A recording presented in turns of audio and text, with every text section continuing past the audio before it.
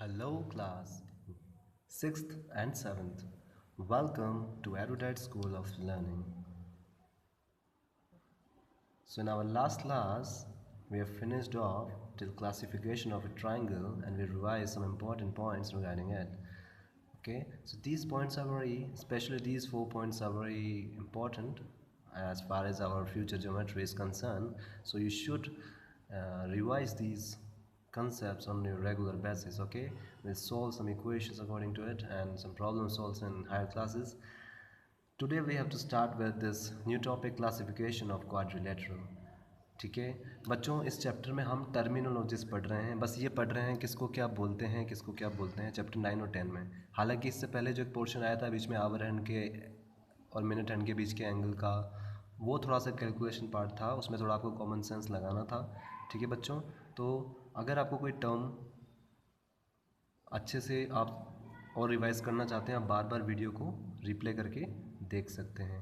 ठीक है, सो कुल मिला के आपको ये सब टर्म्स क्लियर होनी चाहिए बच्चों। है बहुत इजी कि भाई जिसकी दो साइड इक्वल होती है उसको आइसोसेलेस बोलते हैं, जिसके सारी साइड्स इक्वल होती हैं उसको इक्विलेटरल बोलते हैं। ठीक है ना, तो ये चीज़ें बस टर्म्स आपको याद होनी चाहिए।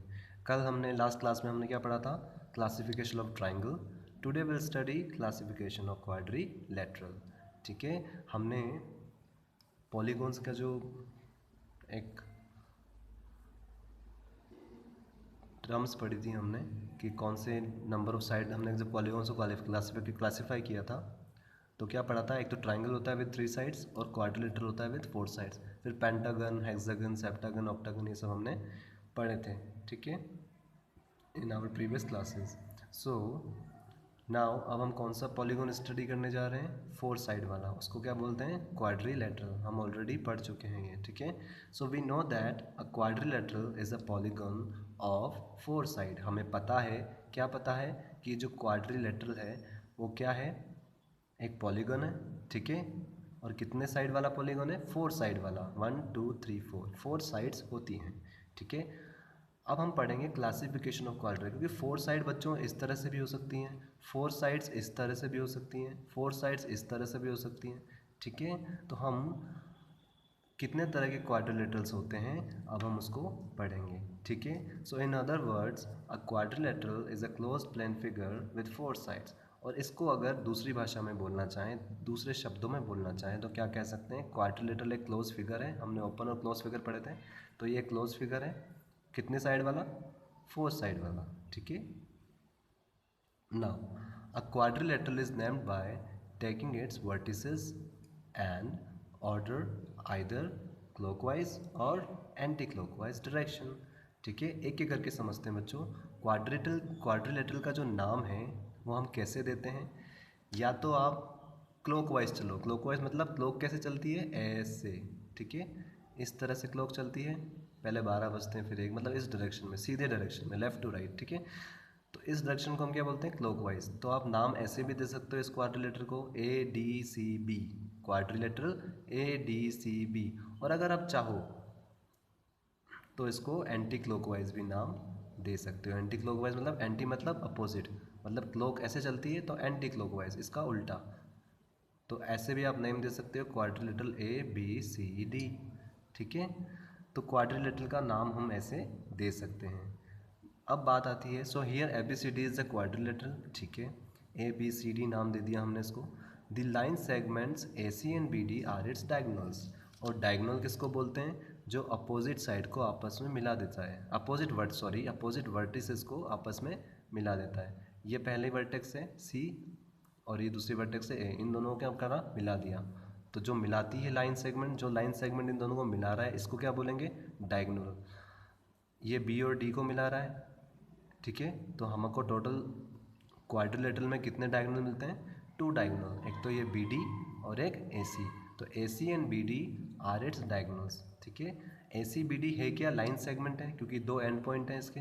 ठीक है, तो ये ऐसे लाइन सेगमेंट जो अपोजिट वर्टिसेस को मिलाते हैं क्वाड्रिलेटरल में, उनको हम क्या बोलते हैं, डायगोनल। ठीक है, तो ये ABBCCD ये तो क्या हो गई, क्वाड्रिलेटरल की 4 साइड्स हो गई, और ये AC और BD ये क्या हो गए, डायगोनल हो गए। ठीक है, So the classification of 6 types of quadrilateral is summarized as below. अब हमने एक समरी देखेंगे, एक ब्रीफ ओवरव्यू देखेंगे कि इसका क्वाड्रिलेटरल को हमने कैसे क्लासीफाई किया है, कैसे कैसे अलग अलग पार्ट्स में हमने उसको डिवाइड किया है। ठीक है, तो पहला क्वाड्रिलेटरल हम पढ़ने जा रहे हैं जिसको हम बोलते हैं पैरेललोग्राम। ठीक है बच्चों, ये टर्म्स अब आपको थोड़ी नई लगेगी क्योंकि अब आप अगर इसको बार बार बोलेंगे तो आपके यूज टू हो जाएंगे। ठीक है ना, अभी हम पहली बार पढ़ रहे हैं, बस समझ लेंगे पैरेललोग्राम क्यों बोलते हैं तो हम इजीली इसका नाम याद रख पाएंगे। ठीक है, पैरेललोग्राम, पहले इसकी डेफिनेशन पढ़ते हैं। Two pair of opposite sides parallel. ठीक है, ये पैरेलल वर्ड हमने कहाँ पढ़ा है बच्चों? चैप्टर नंबर 9 में हमने क्या पढ़ी थी? पैरेलल लाइंस जो कभी मीट नहीं करती, एकदम पैरेलल होती हैं एक दूसरे के, है ना। तो पैरेललोग्राम जो है वर्ड उसी से निकला है। कैसे?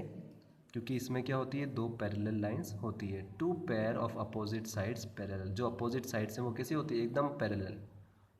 ठीक है, अगर इसकी बात करें तो ये पैरेलल नहीं है क्योंकि एक ऐसे जा रही है और एक ऐसे जा रही है, तो ये दोनों पैरेलल नहीं हुई। जो एकदम सीधी जा रही है और ये भी एकदम, मतलब दोनों एक दूसरे को आगे जाए कहीं भी नहीं मिलेंगे।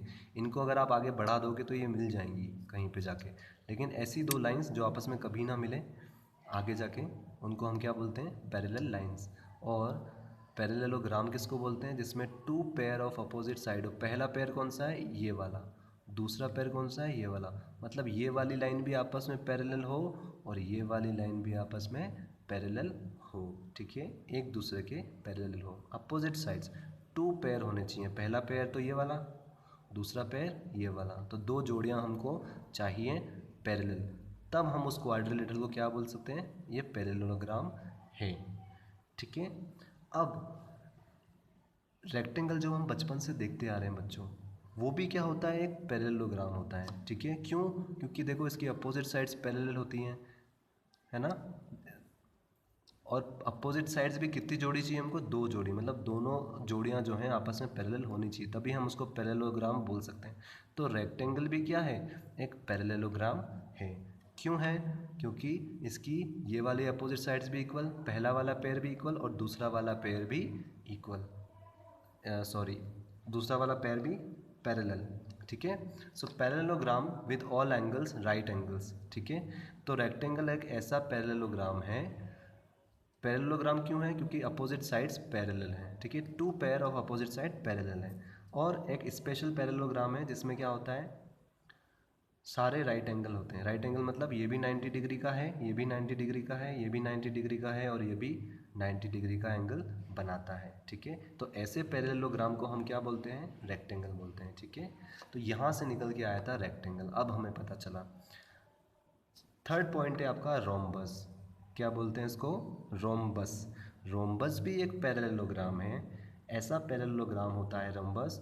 पैरेललोग्राम क्यों होता है? कब होता है? जब दो pair of opposite side equal हो, दो जोड़ी बननी चाहिए ऐसी अपोजिट साइड की जो आपस में पैरेलल हो। पहली जोड़ी कौन सी है? ये वाली, दोनों पैरेलल हैं। दूसरी जोड़ी कौन सी है? ये वाली, ये दोनों भी पैरेलल हैं। वो तो होता है पैरेललोग्राम। ठीक है, फिर पैरेललोग्राम में भी ऐसा पैरेललोग्राम जो 90 डिग्री का एंगल बनाए, वो होता है रेक्टेंगल। ठीक है, फिर पैरेललोग्राम के अंदर रोम्बस होता है। ऐसा पैरेललोग्राम होता है जिसकी चारों साइड इक्वल हो, मतलब ये भी 2 सेंटीमीटर, ये भी 2 सेंटीमीटर, ये भी 2 सेंटीमीटर, ये भी 2 सेंटीमीटर, सारी साइड्स इक्वल हो गई, उसको क्या बोलते हैं? रोम्बस बोलते हैं। ठीक है, फिर स्क्वायर भी एक रोम्बस हुआ क्योंकि सारी साइड इक्वल है और पैरेललोग्राम भी है। ठीक है, दोनों कंडीशन सेटिस्फाई कर रहा है। एक तो पैरेललोग्राम है, अपोजिट साइड्स पैरेलल, और ऑल साइड्स आर इक्वल। जिस ऑल साइड्स इक्वल होते क्या बोलते हैं? उसको रोम्बस बोलते हैं। ठीक है, ऐसा पैरेललोग्राम जिसकी चारों साइड इक्वल हो वो क्या होता है? रोम्बस। तो स्क्वायर क्या है? एक रोम्बस है with all angles right angles, जिसके सारे एंगल कौन से होते हैं? 90 डिग्री, 90 डिग्री, 90 डिग्री, 90 डिग्री। ठीक है, ये 90 डिग्री का हम सिंबल बनाते हैं ऐसे, इसका मतलब क्या होता है? 90 डिग्री। तो ये भी 90, ये भी 90, ये भी 90, ये भी 90। ठीक है, बस आपको बच्चों टर्मिनोलॉजी, ये टर्म्स अच्छे से याद रखनी है। इसको क्या बोलते हैं, इसको क्या बोलते हैं। ठीक है, 5th नंबर पे आता है आपका काइट। काइट, पतंग आप सभी ने देखी होगी, ठीक है, ये काइट जैसा फिगर है। अब आपको पता पड़ा काइट वर्ड कहाँ से आया, ज्योमेट्री से आया। इस काइट का मतलब होता है two pair of adjacent sides equal. क्या बोल रहा है ये, एडजेसेंट मतलब आसपास वाली, ये दोनों इक्वल हैं, ठीक है, फिर ये दोनों इक्वल हैं, ठीक है, क्या बोला मैंने, ये दोनों आसपास वाली साइड इक्वल है आपस में, और फिर ये वाली दोनों साइड इक्वल है आपस में। सपोज ये 1 है तो ये भी 1 होगी, और अगर ये 3 है तो ये भी 3 होगी, ठीक है। तो two pair of adjacent sides are equal, ऐसा क्वाड्रिलेटरल जिसकी two pair of adjacent side equal हो, ऐसे दो पेयर चाहिए, ऐसी दो जोड़ियाँ चाहिए जो आपस में इक्वल हो। तो दो जोड़ी हमको मिल गई, एक तो ये वाली जो आपस में इक्वल है, और एक ये वाली जो आपस में इक्वल है। ऐसे फिगर को हम क्या बुलाते हैं, काइट बुलाते हैं, ठीक है। सिक्स्थ फिगर है आपका ट्रेपेजियम। क्या बोलते हैं इसको, ट्रेपेजियम। ट्रेपेजियम किसको बोलते हैं, जिसमें one pair of opposite sides parallel होती है। केवल एक पेयर, एक से ज़्यादा नहीं, ठीक है, केवल एक पेयर पैरेलल हो। ये वाला पेयर पैरेलल नहीं है, देखो एक ऐसे जा रहा है तो दूसरा ऐसे जा रहा है, लेकिन ये वाला पेयर पैरेलल है। तो ऐसा फिगर, ऐसा क्वाड्रिलेटरल जिसका केवल एक पेयर पैरेलल हो, उसको हम क्या बोलते हैं, ट्रेपेजियम बोलते हैं। और जिसके दोनों ही पैरेलल हो जाएं, ये भी पैरेलल ये भी पैरेलल, तो उसको क्या बोलते हैं, पैरेललोग्राम, जो हम लास्ट पेज पे पढ़ चुके हैं। तो बच्चों ये जब सब टर्म्स हैं आपको बस याद रखनी है, ठीक है। समझने जैसा इसमें इतना सा है कि किसको क्या बुलाते हैं और क्यों बुलाते हैं, ठीक है। एक छोटा सा हम रिवीजन भी कर लेते हैं। क्वाड्रिलेटरल क्या होता है, ऐसा पॉलीगॉन जिसकी 4 साइड हो, उसको क्या बोलते हैं, क्वाड्रिलेटरल। फिर क्वाड्रिलेटरल के अंदर पैरेललोग्राम किसको बोलते हैं, जिसमें दो जोड़ियां ऐसी हों जो पैरेलल हो। पहली जोड़ी ये है, पैरेलल वाली मिल गई, और दूसरी जोड़ी ये भी पैरेलल वाली मिल गई, तो उसको क्या बोलते हैं, पैरेललोग्राम। फिर पैरेललोग्राम के अंदर ऐसा पैरेललोग्राम जिसके सारे एंगल्स 90 डिग्री हों, उसको हम क्या बोलते हैं, रेक्टेंगल बोलते हैं, ठीक है। तो parallelograms with all angles right angles, उसको हम क्या बोलते हैं, रेक्टेंगल, ठीक है। तो रेक्टेंगल एक ऐसा पैरेललोग्राम है जिसमें क्या है, 90 डिग्री का एंगल बनता है, ठीक है। उसके बाद रोम्बस, ऐसा पैरेललोग्राम जिसकी सारी साइड्स इक्वल हो, ठीक है, ऐसा पैरेललोग्राम जिसकी चारों साइड इक्वल हो, उसको हम क्या बुलाते हैं, रोम्बस। फिर स्क्वायर क्या होता है, वो भी एक रोम्बस होता है, क्योंकि सारी साइड इक्वल होती है, लेकिन ऐसा रोम्बस होता है स्क्वायर। इसको अलग से नाम क्यों दिया, क्योंकि ये ऐसा रोम्बस है जिसके 90 डिग्री का एंगल बनता है ना। सारे एंगल्स कौन से होते हैं, 90 डिग्री के, ठीक है। उसके बाद काइट, काइट किसको बोलते हैं, जिसमें दो पेयर्स ऐसे हों जो आपस में इक्वल हो। पहला पेयर तो ये जो आपस में इक्वल है, sides adjacent sides are equal, और दूसरा पेयर ये इक्वल है। और फिर लास्ट में ट्रेपेजियम, ठीक है। ट्रेपेजियम मतलब केवल एक पेयर, अगर दो पेयर हो जाएंगे तो पैरेललोग्राम बन जाएगा, और अगर सिर्फ एक पेयर पैरेलल है तो उसको हम क्या बोलेंगे, ट्रेपेजियम बोलेंगे, ठीक है। और एक जनरल नॉलेज के लिए आपको एक बात पता होनी चाहिए कि क्वाड्रिलेटरल में, क्वाड्रिलेटरल मतलब ऐसा फिगर जिसमें 4 साइड्स हों, ठीक है ना, ऐसा क्लोज्ड फिगर जिसमें 4 साइड है, उसको हम क्वाड्रिलेटरल बोलते हैं।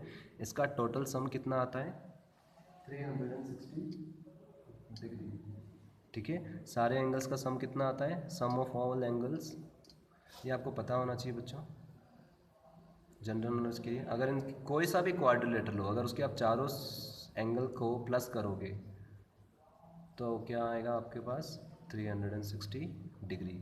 ये आपको पता होना चाहिए, ठीक है। आप चाहें तो पेंसिल से अपनी बुक पे लिख सकते हैं, इट्स फॉर जनरल नॉलेज, ठीक है बच्चों।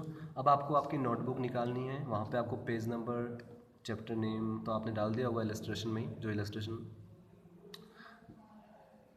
एंड आस्क योरसेल्फ, ठीक है बच्चों। Chapter number, name, ask yourself, page number 243 वाला हम डिस्कस करेंगे, ओके। बहुत इजी है, हम कल पढ़ चुके हैं लास्ट क्लास में, वही सब है, ठीक है। तो ब्लैक पेन से सबसे पहले आपको क्वेश्चन लिखना है, classify the triangles the measures of whose sides are given below. हमें क्या बता रहा है कि ये ट्राइंगल की साइड्स बता रहा है, कि ट्राइंगल की 3 साइड होती है, इसलिए 3 नंबर बता रखे हैं, 6 सेंटीमीटर, 8 सेंटीमीटर, 10 सेंटीमीटर, ठीक है। हमको ये बताना है कि ये कौन सा ट्राइंगल बनेगा, स्केलन बनेगा, आइसोसेलेस बनेगा, या इक्विलेटरल बनेगा। तो स्केलन ट्राइंगल क्या होता है, हमको पता है, हम पढ़ चुके हैं लास्ट क्लास में, जिसकी एक भी साइड इक्वल नहीं होती। आइसोसेलेस क्या होता है, जिसमें 2 साइड इक्वल होती है। और इक्विलेटरल क्या होता है, जिसमें सारी साइड्स इक्वल होती हैं। बहुत इजी है बच्चों, याद रखना, आप रोज़ रिवाइज करोगे तो अच्छे से याद हो जाएगा आपको, ठीक है। स्केलन क्या होता है, जिसमें एक भी साइड इक्वल ना हो। आइसोसेलेस क्या होता है, जिसमें टू साइड्स इक्वल हो। और इक्विलेटरल क्या होता है, जिसमें सारी साइड्स इक्वल हो। तो हम सबसे पहला एग्जाम्पल लेते हैं ए वाला। इसमें कौन कौन सी साइड बता रखी है, 6 सेंटीमीटर, 8 सेंटीमीटर, 10 सेंटीमीटर, ठीक है। ब्लैक पेन से आपको यहाँ तक क्वेश्चन लिखना है। उसके बाद आंसर ए में आपको क्या लिखना है, ध्यान से देखो यहाँ पे आपको कोई साइड इक्वल दिख रही है, 6, 8 और 10, इनमें से कोई भी 2 या 3 साइड इक्वल है, नहीं। 3 साइड में से एक भी साइड इक्वल नहीं है। तो ऐसा कौन सा ट्राइंगल होता है इन तीनों में से जिसमें एक भी साइड इक्वल ना हो। आंसर आ गया, जिन्होंने लास्ट क्लास अच्छे से समझी होगी उनको आ गया होगा।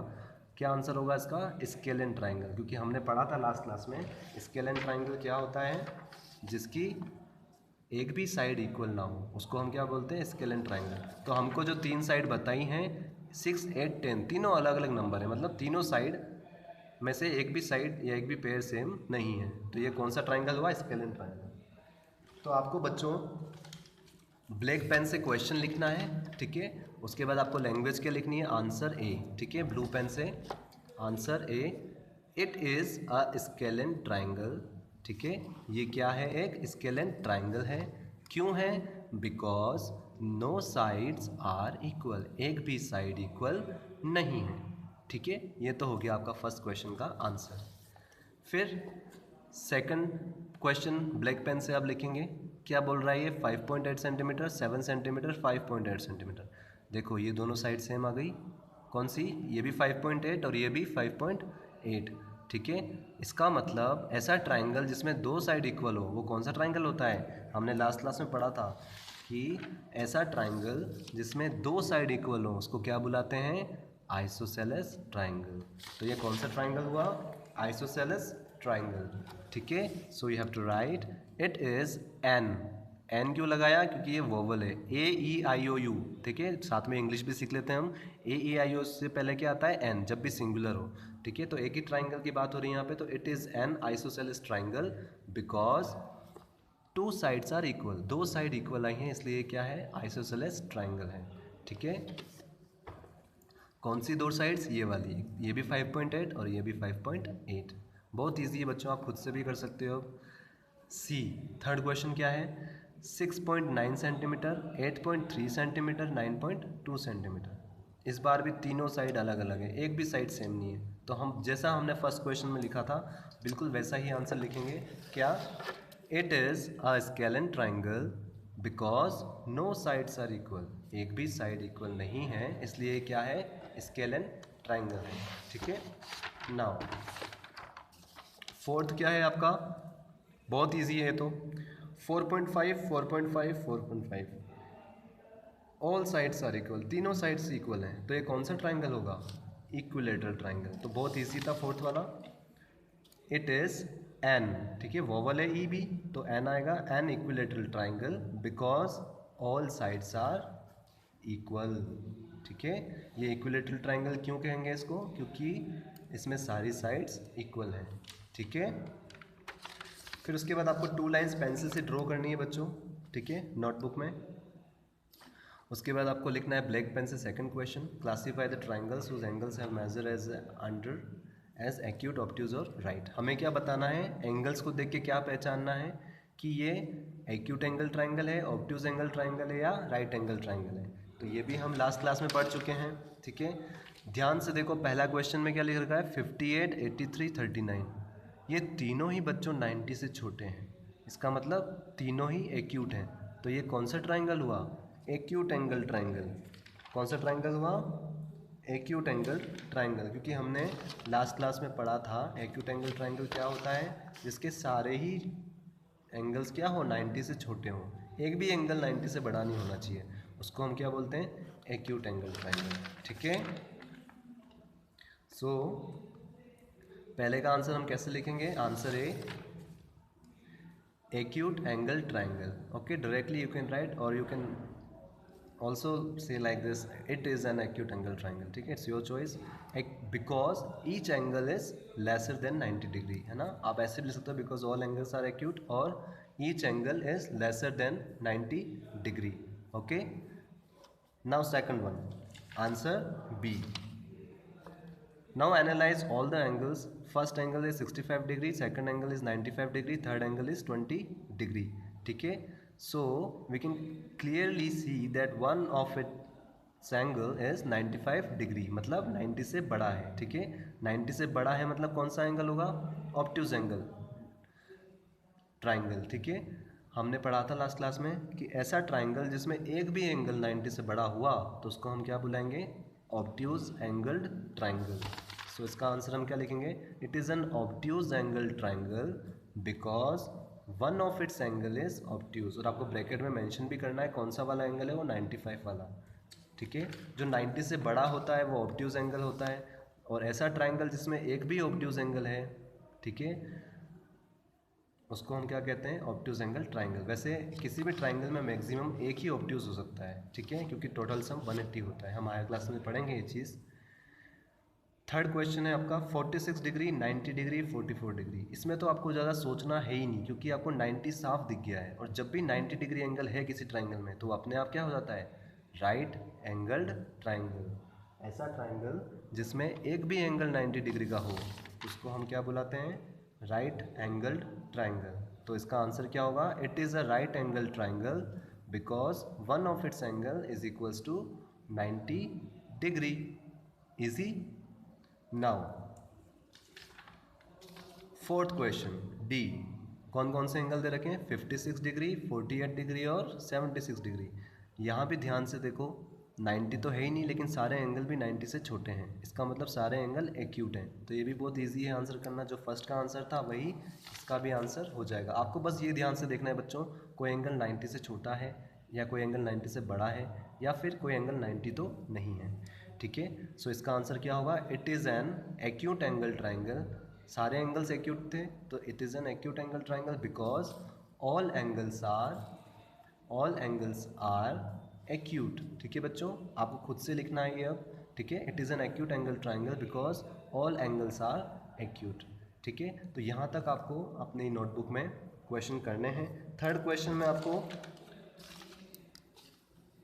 ब्लैक पेन से ये क्वेश्चन लिखना है और पेंसिल से डायग्राम बना के रखना है, और ब्लैक पेन से नेम द इक्विलेटरल ट्राइंगल्स. यहाँ तक क्वेश्चन लिख के रखना है. ठीक है, यहाँ से हम will continue from here from our next class. Okay, so till then good bye all of you. और जो भी हमने टर्म्स पढ़े बच्चों को अच्छे से रिवाइज कीजिए. बार बार वीडियो को रिवर्स करके देखिए. ठीक है, ताकि आपको अच्छे से रिवाइज हो जाए. ठीक है, so till then good bye.